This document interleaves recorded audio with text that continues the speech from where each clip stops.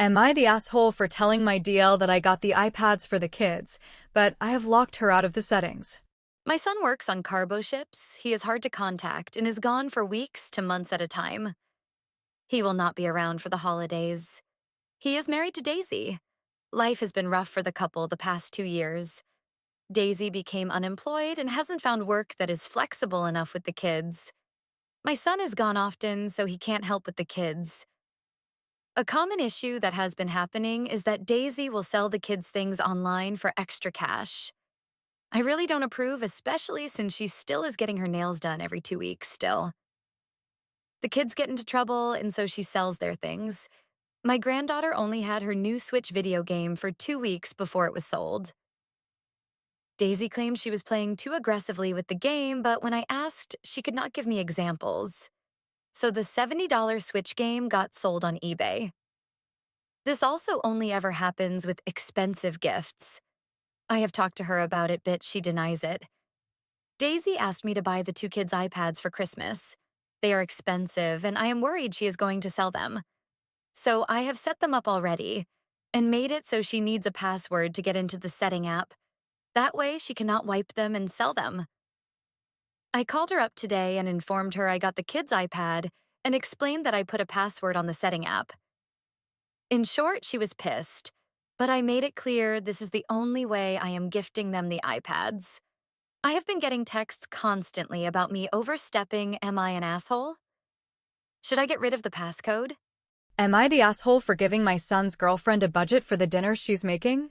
My son, 23 male, graduated university back in June, and he moved back across the country to live with us since he found a job in the area. He's been in a long-distance relationship with his girlfriend, Carmela, 21 female, until October.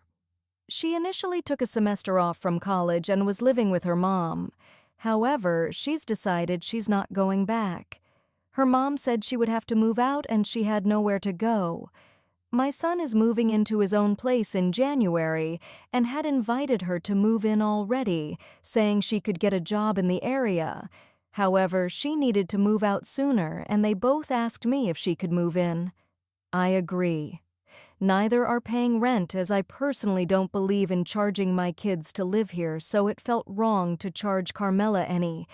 I just asked that they clean up after themselves and be respectful of everyone. They agreed. Carmela moved in after Halloween, and she's been a joy to have here. She's still looking for a job. Most nights she's offered to cook dinner to give back to us. I've always told her it's not necessary, but she insists. She's a good cook, so I tell her if she wants to, have at it. A week into her living here, she mentioned wanting to make a certain dish, but we didn't have the ingredients. I offered to give her my card so she could buy groceries. Since then, it's become a regular thing.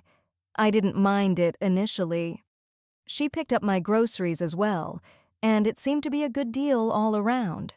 But then a couple of weeks in, she started wanting to make multiple trips a week and buy things that I normally wouldn't budget for on a regular basis, such as steak and seafood.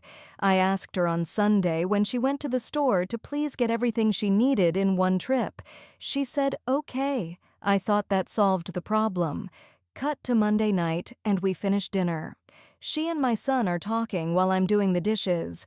Carmela mentions wanting to make steak on Thursday. My son says that sounds good.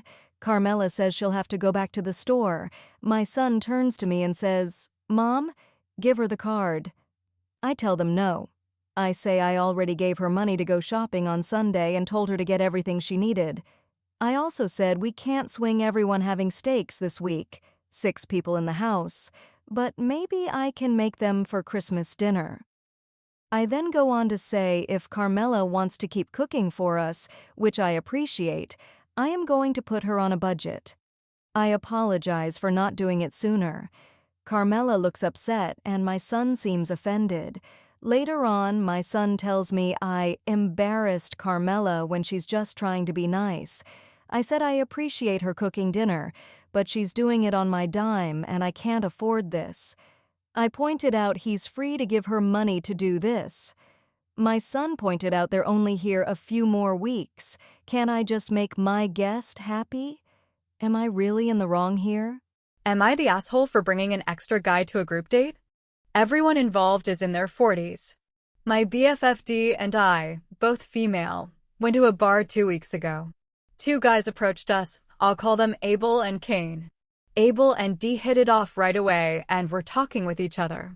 I chatted with Cain, but he had zero interest in talking with me. He looked around me, over me, everywhere but at me. He gave me one-word answers or shrugs. After about 10 minutes of this, I told him, very nicely, it's okay if he isn't interested in talking to me. He is free to do his own thing and I will do mine. He just said okay, and I left to hit the dance floor. That's how I met Joe. We were dancing and being silly on the dance floor, then we went to sit at the bar, a different part of the bar from D, to chat.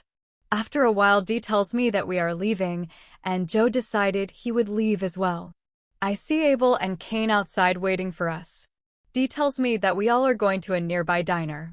At this point, I don't want to spend an hour at a restaurant being ignored by Cain, but I don't want to leave D by herself with them either, so I asked Joe if he wanted to join us. He did. I could tell D didn't like that, but I didn't like being put on the spot either. We all had a great time talking with each other except Cain, who sat on his phone ignoring us.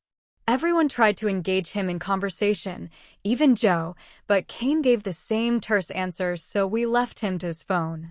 On the way home, Dee said she thought I was rude to invite Joe. She said Abel and Cain invited us to the diner. They weren't expecting anyone else. I told her no one asked me if I wanted to go, and told her how Cain had acted towards me. She said that Cain had a different story, but she wasn't there, so she doesn't know what happened. I told her she does know because I just told her. Why would she choose to believe a guy she met 2 hours ago versus her BFF of almost 30 years? She apologized, but she was still making passive-aggressive comments about it all week. That led to this week. She spent the weekend with Abel, and he told her that Cain had just gotten out of a relationship. That's why he was in such a bad mood. Cain sent word through Abel to apologize to me for his behavior and offered a do-over dinner. I told Dee that it was messed up that it took 2 strangers to get her to believe what I was telling her all along about Cain's bad attitude towards me. She didn't address that and just said it would be nice if Cain and I had a reset. I told her that she doesn't get it. Cain isn't the problem. I have a problem with her putting me in an awkward situation and making me the bad guy for finding a way out. She only stopped being passive-aggressive about it when Abel and Cain corroborated what I told her. She has a history of putting guys she barely knows before our friendship. I didn't mince my words. I walked her through her history of pick-me behavior, and now she isn't talking to me. Am I the asshole for how I handled this situation?